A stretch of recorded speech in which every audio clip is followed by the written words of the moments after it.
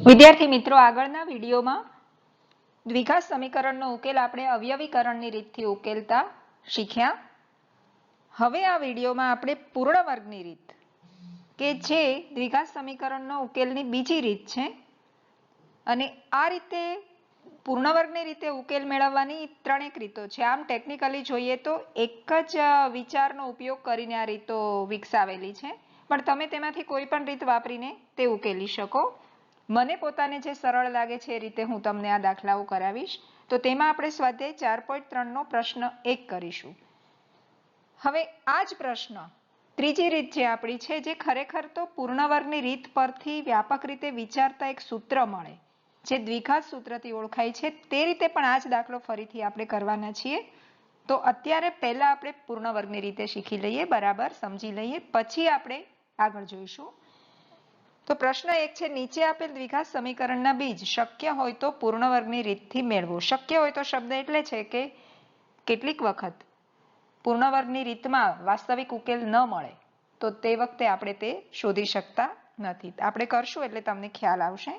તેમાં પહેલું સમીકરણ છે 2x² - 7x + 3 = 0. આ સમીકરણનો ઉકેલ આપણે પૂર્ણ વર્ગની રીતે મેળવવો હોય તો સૌથી પહેલા જે આ ત્રણ પદ છે એમાં પહેલું અને બીજું પદ એમ જ રાખીને ત્રીજું પદ એવું મેળવીએ કે જેથી આપેલી ત્રણ પદો પૂર્ણ વર્ગ બહુપદી બને. મતલબ આપણે આ પહેલા બે પદ માટે ત્રીજું પદ એવું શોધવું છે કે જેથી તે ત્રણ પદ પૂર્ણ વર્ગ બહુપદી બને. હવે ત્રીજું પદ શોધવા માટેનું આપણી પાસે સૂત્ર છે તૃતીય પદ બરાબર મધ્યમ પદનો વર્ગ છેદમાં 4 ગુણ્યા પ્રથમ પદ. હવે અહીંયા મધ્યમ પદ છે -7x. મધ્યમ પદ એટલે વચ્ચેનું પદ, એનો વર્ગ છે એટલે આપણે તે બે વખત લેવું પડશે. છેદમાં 4 ગુણ્યા પ્રથમ પદ છે 2x નો વર્ગ. ઉપર નીચે x વર્ગ કેન્સલ થઈ જશે, બાકી કંઈ જ કેન્સલ થતું નથી. તો અંશમાં વધ્યું -7 અને -7 એટલે વત્તા ઓછા ઓછા વત્તા 7 ગુણ્યા 7 49 અને છેદમાં 4 દુ 8. એટલે કે આપેલા પેલા બે પદને પૂર્ણ વર્ગ બહુપદી બનાવવા માટે ત્રીજું પદ આપણી પાસે 49/8 હોવું જોઈએ, જે આપણે અહીંયા લખીએ તો આપણને મળશે 2x² - 7x. હંમેશા ત્રીજું પદ ધન જ હોય તો જ એનું વર્ગમૂળ નીકળે. 49/8. હવે 49/8 આપણે ઉમેર્યા તો આપણે બાદ કરી દઈએ કે જેથી આપણી મૂળ રકમ બદલાય નહીં, અને +3 તો રકમમાં છે તે આપણે લખ્યા. તો હવે પહેલા ત્રણ પદ પૂર્ણ વર્ગ બહુપદી બન્યા. છેદમાં 8 છે તે સરળ બનાવવા માટે આપણે આખા સમીકરણમાં 8 લસા લઈ લઈએ, અને જે લસા 8 લઈશું તે 0 તરફ ગુણાકારમાં જશે એટલે 0 થઈ જશે, મતલબ તે છેદમાં લખવાની જરૂર પડશે નહીં. તો 8 ને પેલા પદ સાથે ગુણીએ તો 8 દુ 16x² ઓછા 8 + 56x વત્તા 49/8 છે એટલે 49 તેમના તેમ, -49/8 પણ છે, અને 8 તેરી 24, 3ના છેદમાં નથી માટે તેને ગુણવા પડે, બરાબર 0. ભૂલમાં પણ +49 ને -49 કેન્સલ ન કરતા આપણે પૂર્ણ વર્ગ બહુપદી બનાવવા માટે જ આ મહેનત કરી છે. તો હવે આપણા પહેલા ત્રણ પૂર્ણ વર્ગ છે.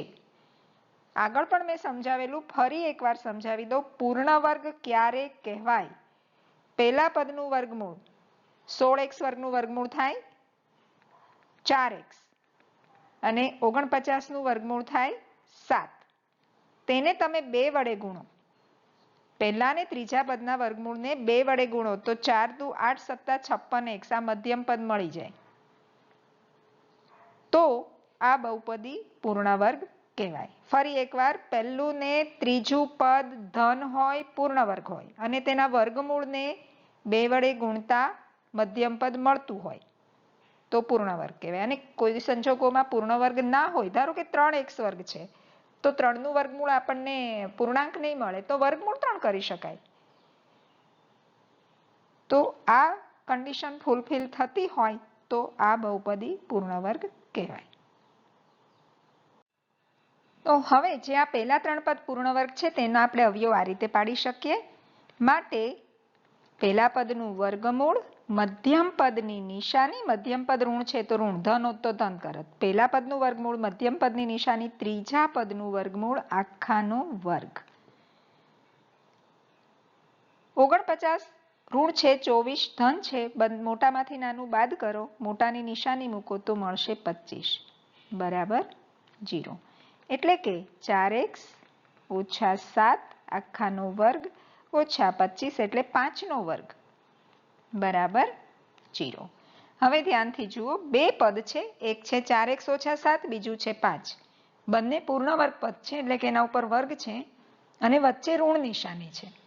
તો આના અવયવ આપણે પાડી શકીએ એકવાર વત્તા એકવાર ઓછા, એટલે કે આપણે લખી શકીએ માટે 4x ઓછા 7 વત્તા 5 અને 4x ઓછા 7 ઓછા 5 બરાબર 0. સાદુરૂપ આપીએ તો 4x ઓછા 2 અને 4x ઓછા 12 બરાબર 0. એટલે કે 4x ઓછા 2 બરાબર 0 અથવા 4x ઓછા 12 બરાબર 0. સાદુરૂપ આપીએ તો x બરાબર -2 જમણી તરફ જાય તો પ્લસ અને છેદમાં 4 માટે x બરાબર છેદ ઉડશે એટલે 1/2 અથવા x બરાબર 12 પેલી તરફ જશે તો માઇનસ છે તો પ્લસ થશે, +12 છેદમાં 4 તો છેદ ઉડશે 4 તેરી 12 માટે x બરાબર 3. તો આમ આપણને સમીકરણના બીજ 1/2 અને 3 મળશે. તો આ થઈ આપણી પૂર્ણ વર્ગની રીત. તો આમાં આપણે સૌથી પહેલા શું કર્યું? તૃતીય પદનું સૂત્ર યાદ રાખવું પડશે. મધ્યમ પદનો વર્ગ છેદમાં 4 ગુણ્યા પ્રથમ પદ. ત્રીજું પદ શોધ્યું, તે ઉમેર્યું અને બાદ કર્યું. બાકીની રકમ તેમની તેમ રાખી. જરૂર પડે તો લસા લેવાનો. આમાં છેદમાં 8 છે એટલે લેવો પડશે.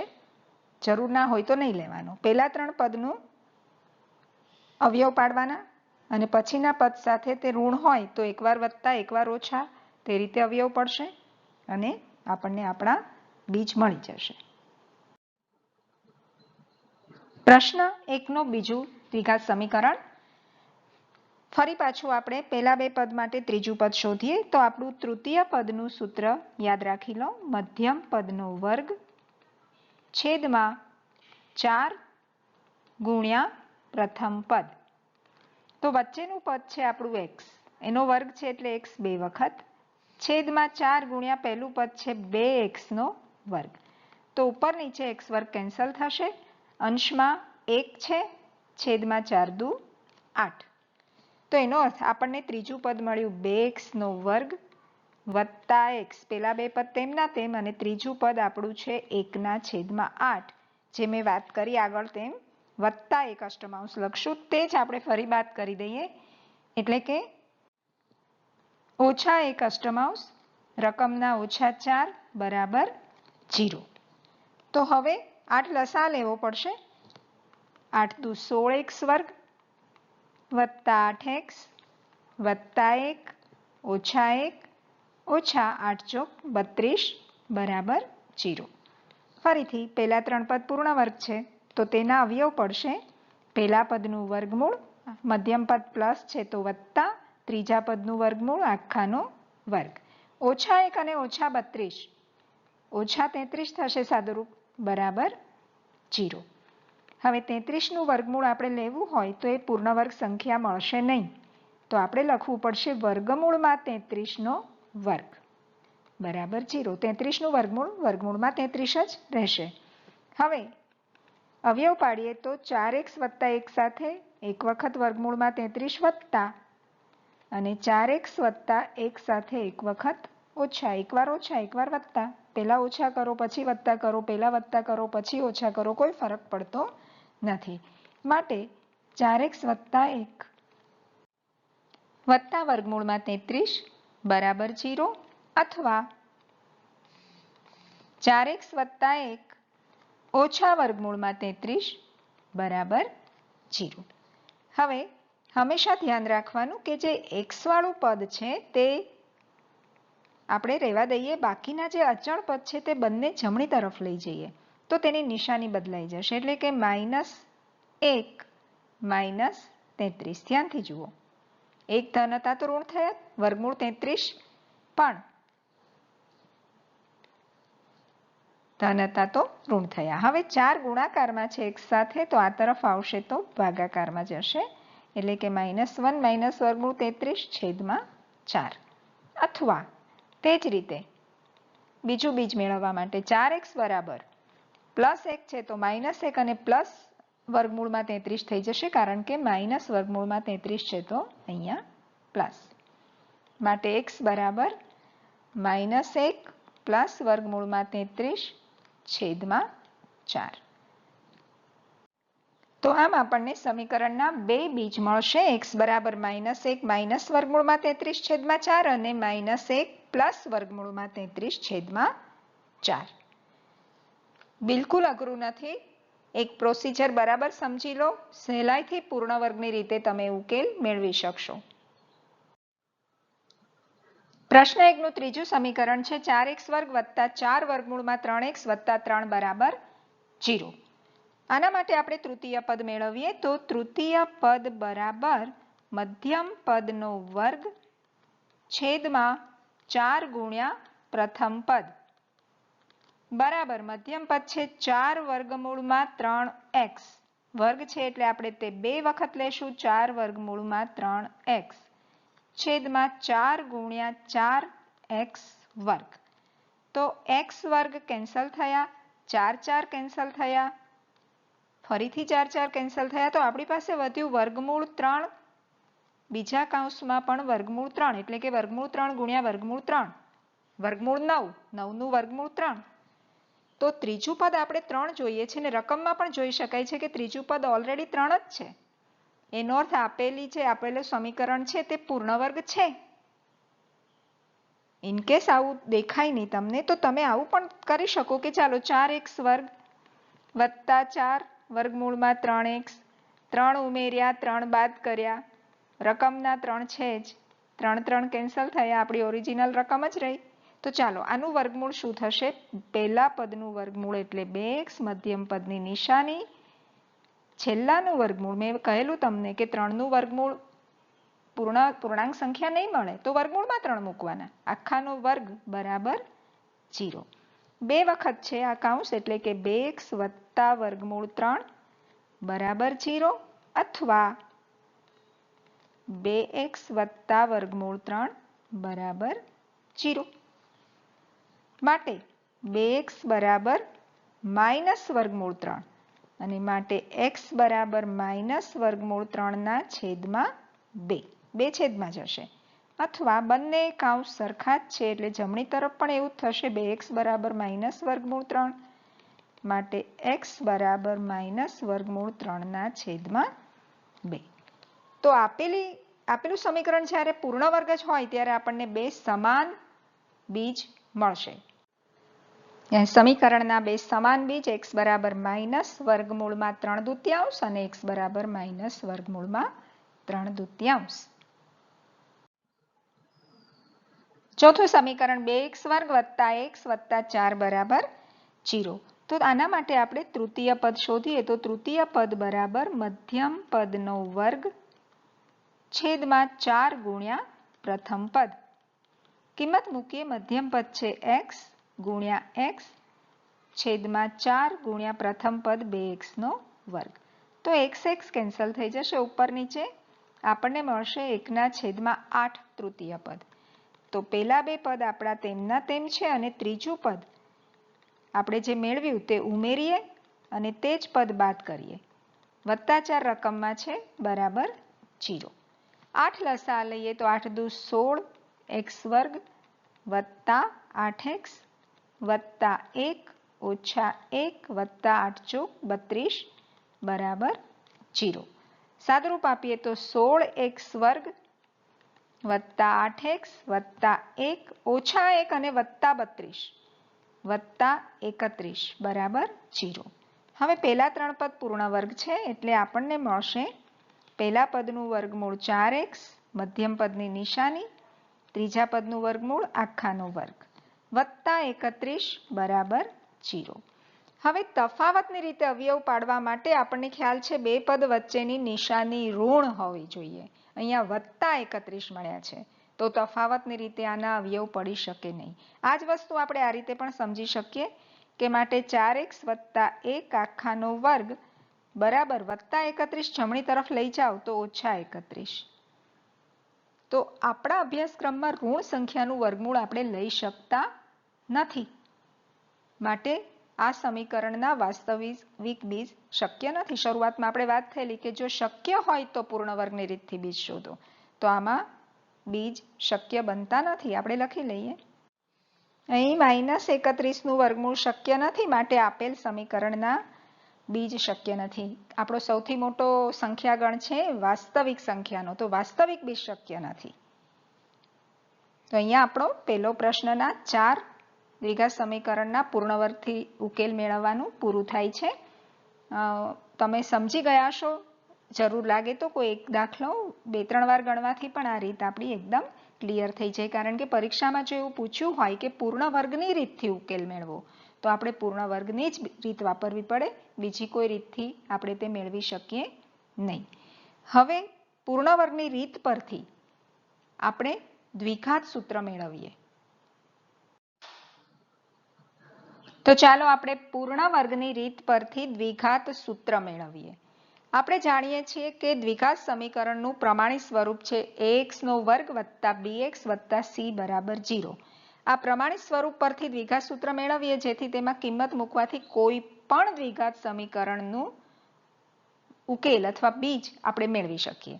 તો ચાલો સૌથી પહેલા આપણી પૂર્ણ વર્ગની રીત પ્રમાણે તૃતીય પદ આપણે મેળવીએ. તો તૃતીય પદ આપણે સૂત્ર છે તૃતીય પદ બરાબર મધ્યમ પદનો વર્ગ છેદમાં 4 ગુણ્યા પ્રથમ પદ. તો અહીંયા આપણું મધ્યમ પદ છે bx. bx નો વર્ગ એટલે bx 2 વખત છેદમાં 4 ગુણ્યા પ્રથમ પદ છે ax નો વર્ગ. તો ઉપર નીચે માત્ર x વર્ગ કેન્સલ થશે એટલે આપણને મળશે b ગુણ્યા b એટલે b વર્ગ છેદમાં 4a. આપણું તૃતીય પદ મળ્યું એટલે કે ax નો વર્ગ વત્તા bx. આ પહેલા બે પદનું ત્રીજું પદ આપણી પાસે હોવું જોઈએ b વર્ગ છેદમાં 4a. જે પદ ઉમેર્યું તે જ પદ આપણે બાદ કરી દઈએ જેથી રકમ બદલાય નહીં, અને વત્તા c આપેલા છે બરાબર 0. ચાલો 4a લસા લઈએ. તો 4a પહેલા પદ સાથે ગુણીએ તો 4a નો વર્ગ થઈ જશે. 4a વર્ગ x વર્ગ પહેલા પદને 4a થી ગુણ્યા. હવે bx ને 4a થી ગુણો તો 4abx વત્તા b વર્ગના છેદમાં 4a છે, ગુણવાની જરૂર નથી. ઓછા b વર્ગ પાસે પણ છે, c પાસે નથી, તો વત્તા 4ac બરાબર 0. હવે આપણા પહેલા 3 પદ જે છે તે પૂર્ણ વર્ગ છે. તો આ પૂર્ણ વર્ગ પદ છે 3, તેનું આપણે વર્ગમૂળ લઈને અવયવ પાડીએ. તો પહેલા પદનું વર્ગમૂળ 2ax મધ્યમ પદની નિશાની, ત્રીજા પદનું વર્ગમૂળ b આખાનો વર્ગ, બાકી વધ્યા -b વર્ગ વત્તા 4ac બરાબર 0.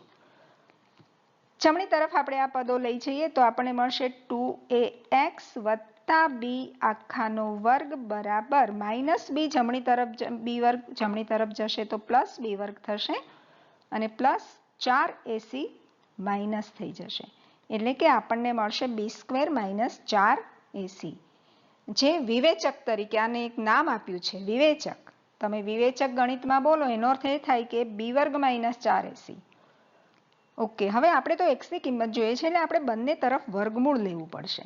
બંને તરફ વર્ગમૂળ લઈએ તો 2ax વત્તા b વર્ગ નીકળી જશે અને અહીંયા આપણને મળશે વત્તા અથવા ઓછા વર્ગમૂળમાં b² - 4ac વત્તા અથવા ઓછા b² - 4ac. કારણ કે વર્ગમૂળ વત્તા પણ મળી શકે ઓછા પણ મળી શકે. તમે જાણો છો કે 4 નું વર્ગમૂળ ઋણ 2 પણ મળે ધન 2 પણ મળે. ઓકે, ચાલો હવે x ની કિંમત આપણે જોઈએ છે તો આપણે b ને પણ જમણી તરફ લઈ જશું. તો એ x બરાબર વત્તા બી છે, આ તરફ જાય તો ઓછા બી, વત્તા અથવા ઓછા વર્ગમૂળમાં બી વર્ગ માઇનસ 4ac. ફરી પાછી આપણે માત્ર શૂન્ય બે જ શોધવા છે, એટલે x ની કિંમત માટે 2a ગુણાકારમાં છે, ભાગાકારમાં જશે, તો માઇનસ બી વત્તા અથવા ઓછા વર્ગમૂળમાં બી વર્ગ ઓછા 4ac છેદમાં 2a. તો આ છે આપણું દ્વિઘાત સૂત્ર. તો સમીકરણના કયા બે બીજ મળ્યા હું લખું છું. તો દ્વિઘાત સૂત્ર x બરાબર માઇનસ બી વત્તા વર્ગમૂળમાં બી વર્ગ ઓછા 4ac છેદમાં 2a, અને બીજું બીજ માઇનસ બી ઓછા વર્ગમૂળમાં બી વર્ગ ઓછા 4ac છેદમાં 2a. તો આ સૂત્ર યાદ રાખવાના છે. કઈ રીતે મળ્યા તે તમે જોયું, પૂર્ણ વર્ગની રીતે જ મળ્યા. બરાબર યાદ રાખી લો. x બરાબર માઇનસ બી વત્તા વર્ગમૂળમાં બી વર્ગ ઓછા 4ac છેદમાં 2a, અને માઇનસ બી ઓછા વર્ગમૂળમાં બી સ્ક્વેર ઓછા 4ac છેદમાં 2a. માત્ર નિશાનીનો ફરક છે, બાકી બંને સૂત્ર સમાન જ છે. તો આ રીતે આપણને કોઈ પણ દ્વિઘાત સમીકરણના બે બીજ આ સૂત્રમાં કિંમત મૂકવાથી મળી જાય. તો આ સૂત્રનો ઉપયોગ કરીને ફરીથી આપણે સ્વાધ્યાય 4.3 નો પહેલો પ્રશ્ન જે આપણે પૂર્ણ વર્ગની રીતે ઉકેલ્યો, તે 4 સમીકરણ આપણે દ્વિઘાત સૂત્રની મદદથી ઉકેલશું. આપણે દ્વિઘાત સૂત્રની મદદથી દાખલા ગણીએ તે પહેલા દ્વિઘાત સૂત્ર એકવાર ફરી લખી લઈએ. x બરાબર માઇનસ બી વત્તા અથવા ઓછા વર્ગમૂળમાં બી વર્ગ ઓછા 4ac છેદમાં 2a.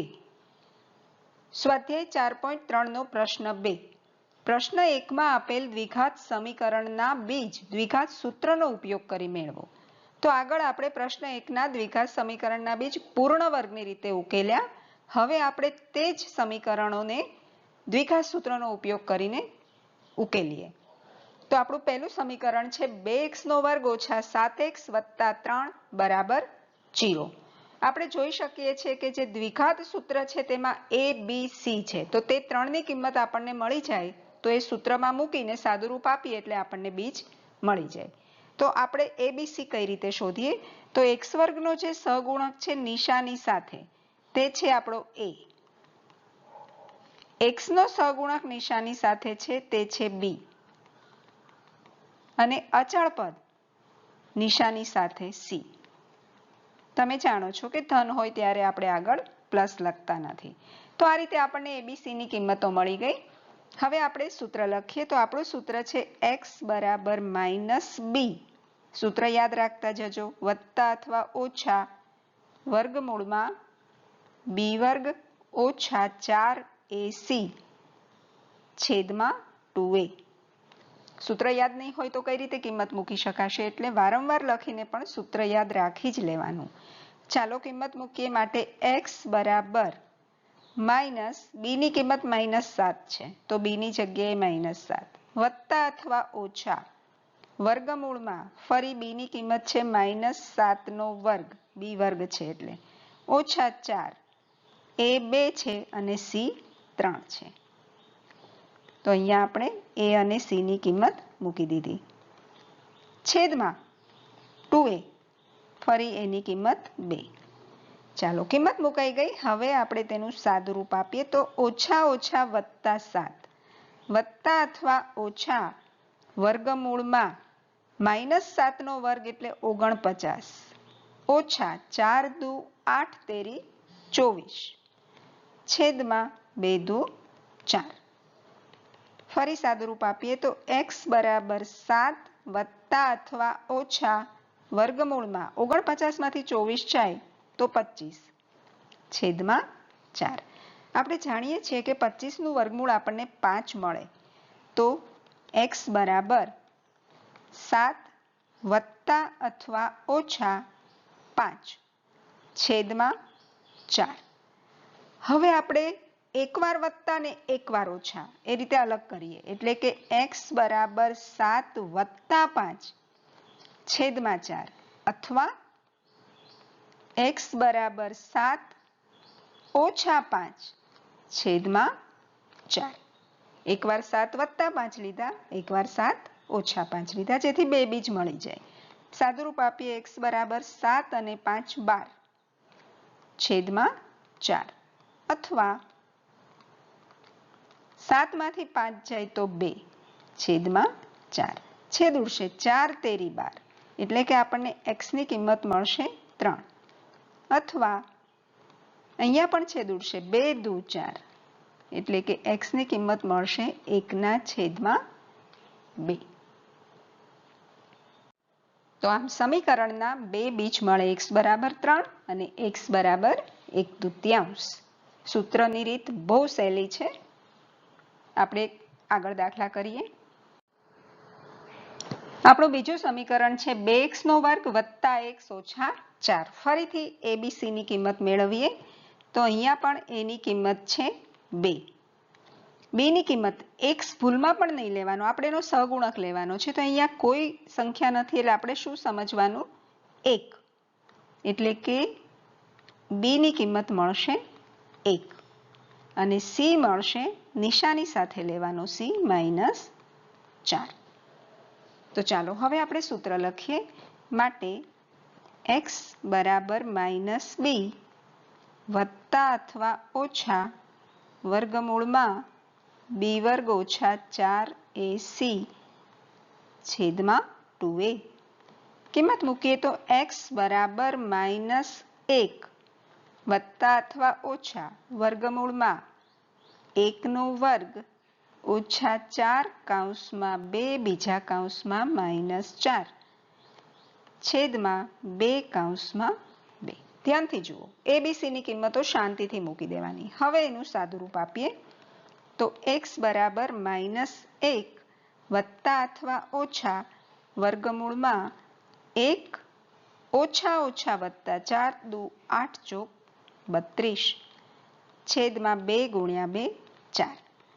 માટે x બરાબર -1 વત્તા અથવા ઓછા વર્ગમૂળમાં 32 ને 1 33 છેદમાં 4. તો હવે 33 નું તો વર્ગમૂળ નીકળી શકશે નહીં પૂર્ણાંકમાં. તો આ જ આપણા બીજ થયા. એટલે કે આપણને બે બીજ મળશે. કયા કયા મળશે? એક મળશે x બરાબર -1 વત્તા વર્ગમૂળમાં 33 છેદમાં 4 અથવા x બરાબર -1 ઓછા વર્ગમૂળમાં 33 છેદમાં 4. તો એક વખત વત્તા લેવાના, એક વખત ઓછા. આવા બે બીજ સમીકરણના સૂત્રની રીતે આપણને મળ્યા. તો જ્યારે વર્ગમૂળ નીકળતું હોય તો કાઢવાનું, ના નીકળતું હોય તો તેમ જ રહેવા દેવાનું. ત્રીજું સમીકરણ 4x નો વર્ગ વત્તા 4 વર્ગમૂળમાં 3x વત્તા 3 બરાબર 0. ચાલો આપણે abc ની કિંમત મેળવીએ. તો અહીંયા a છે 4 નિશાની સાથે જોવાનું, b બરાબર છે 4 વર્ગમૂળમાં 3 અને અચળ પદ c બરાબર 3. ચાલો abc ની કિંમત મળી ગઈ. હવે આપણે સૂત્ર લખીએ તો x બરાબર -b પ્લસ ઓર માઇનસ વર્ગમૂળમાં b સ્ક્વેર -4ac છેદમાં 2a. કિંમત મૂકીએ તો x બરાબર -4 વર્ગમૂળમાં 3 વત્તા અથવા ઓછા વર્ગમૂળમાં 4 વર્ગમૂળમાં 3 આખાનો વર્ગ ઓછા 4 a ફરીથી 4 અને c 3 છેદમાં 2 કૌંસમાં a ની કિંમત 4. સાદુરૂપ આપીએ તો x બરાબર -4 વર્ગમૂળમાં 3 વત્તા અથવા ઓછા વર્ગમૂળમાં, હવે આ વસ્તુ ધ્યાનથી સમજો, 4 વર્ગમૂળમાં 3 નો વર્ગ, એનો અર્થ એ થયો કે 4 નો પણ વર્ગ થાય અને વર્ગમૂળ 3 નો પણ વર્ગ થાય. 4 નો વર્ગ થાય 16 અને વર્ગમૂળ 3 નો વર્ગ થાય 3. આપણે સમજ્યા છીએ 3 નો વર્ગ 9 ને વર્ગમૂળમાં 9 એટલે 3. તો 16 તેરી 48. તો આપણને શું મળશે? 48. 4 વર્ગમૂળમાં 3 નો વર્ગ એટલે 48 ઓછા 4 ચોક 16 તેરી 48, એ પણ 48 થશે છેદમાં 4 દુ 8. ચાલો તો માટે x બરાબર -4 વર્ગમૂળમાં 3. હવે 48 માંથી 48 જાય એટલો 0 થઈ જશે ને 0 વર્ગમૂળમાં એટલે 0, તો એ હવે લખવાની જરૂર રહેશે નહીં, અથવા લખવું હોય તો આપણે લખી શકીએ વત્તા વર્ગમૂળમાં 0 છેદમાં 8. માટે x બરાબર -4 વર્ગમૂળમાં 3, અહીંયા વત્તા અથવા ઓછા છે, છેદમાં 8. હવે છેદ ઉડશે અહીંયા, 4 દુ 8. તો અહીંયા સમીકરણના બે સમાન બીજ મળ્યા. તો આનો અર્થ આપણે એક તારણ પર આવી શકીએ કે જ્યારે b વર્ગ -4ac ની કિંમત 0 હોય ત્યારે સમીકરણના બે સમાન બીજ મળે. તો આપણે લખી શકીએ કે માટે સમીકરણના બીજ બે સમાન મળ્યા, સમાન બીજ. x બરાબર વર્ગમૂળમાં 3/2 અને x બરાબર વર્ગમૂળમાં 3/2. કારણ કે તમે 0 એકવાર વત્તા લો ને એકવાર ઓછા લો તો બંને વખતે સમાન બીજ જ મળવાના.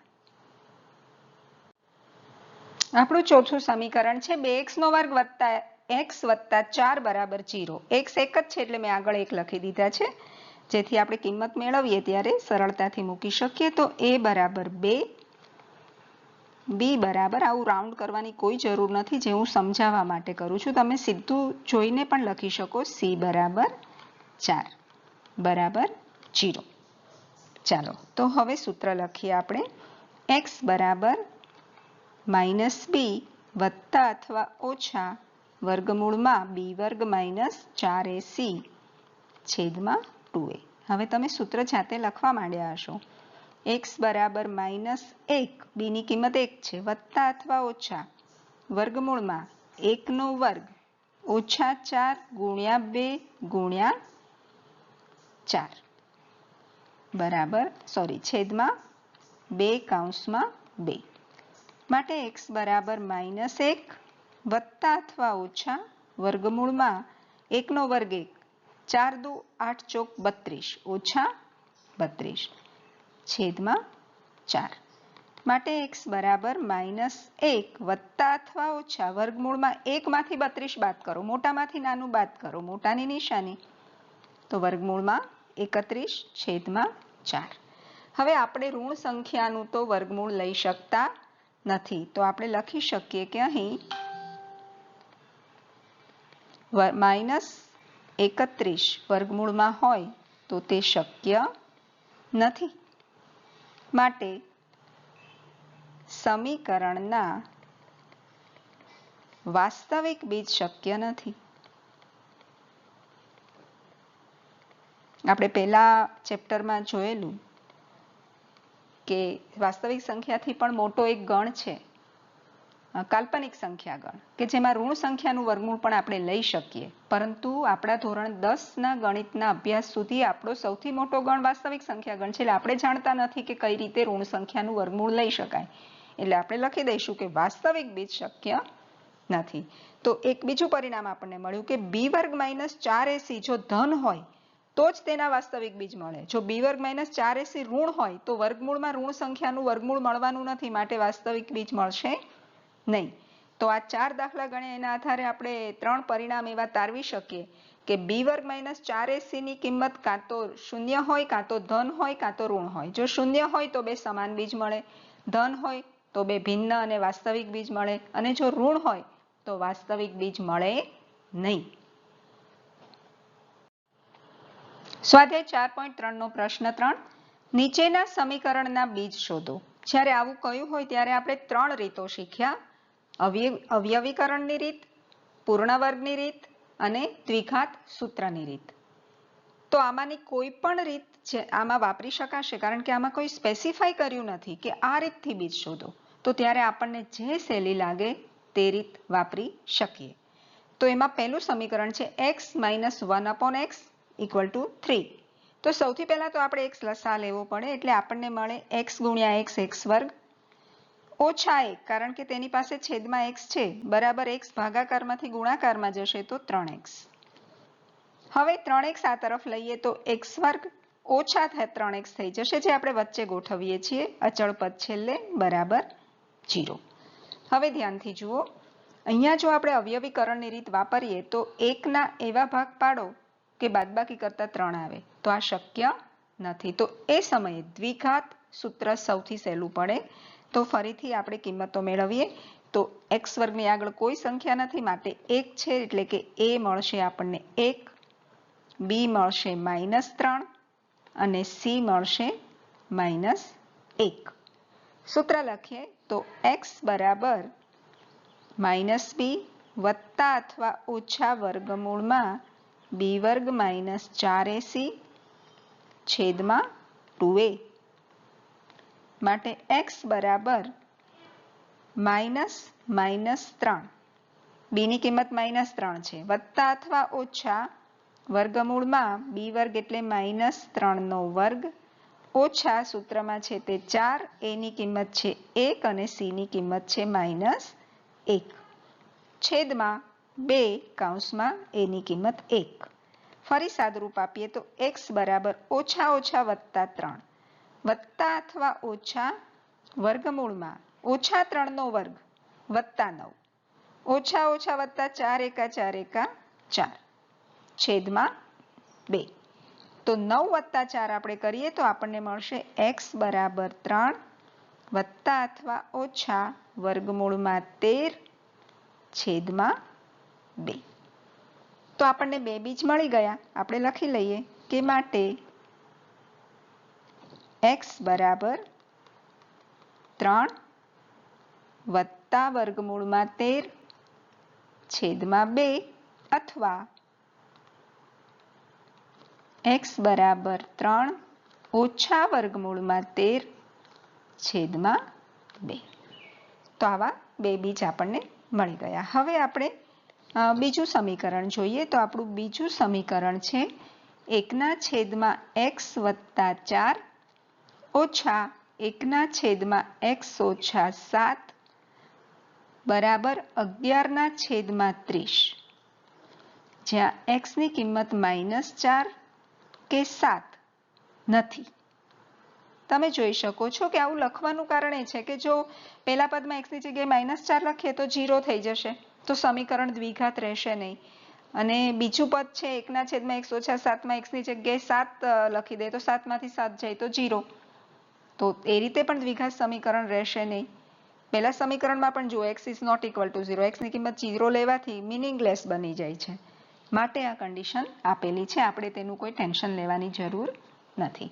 ચાલો તો હવે આ દાખલો આપણે શરૂ કરીએ તો સૌથી પહેલા તો આપણે લસા લેવો પડશે. તો છેદમાં કઈ કઈ સંખ્યા છે?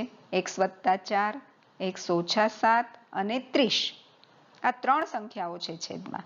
આપણે જ્યારે લસા લઈએ ત્યારે જે પદના છેદમાં જે સંખ્યા છે તે સિવાયની સંખ્યાથી તેને ગુણવાના અંશને. તો અહીંયા પહેલા પદનો અંશ તો 1 જ છે, તો 1 સાથે તો કંઈ પણ ગુણાય તેનું તે જ રહે, માટે 1 લખવાની જરૂર નથી. તો આપણને મળશે તેની છેદમાં x વત્તા 4 છે તે સિવાયનું શું લેવું પડશે? એક તો 30 લેવા પડશે અને બીજા લેવા પડશે x ઓછા 7. એ બે એની પાસે નથી. તે જ રીતે માઇનસ 1 લખવાની જરૂર નથી. આના છેદમાં x ઓછા 7 છે ને 30 નથી અને x વત્તા 4 નથી, તો તે બંને લેવાના. પછી છે બરાબરની નિશાની, ત્યાં 11 છે એટલે 11 લખવા પડશે. પેલા તો 1 હતા એટલે ના લખીએ તો ચાલે. 11 કૌંસમાં એના છેદમાં 30 છે, આ બંને નથી. x વત્તા 4 પણ નથી અને x ઓછા 7 પણ નથી, તો આપણે એ બંને લખવા પડે. તો ધ્યાનથી જુઓ લસા કઈ રીતે લીધો તે.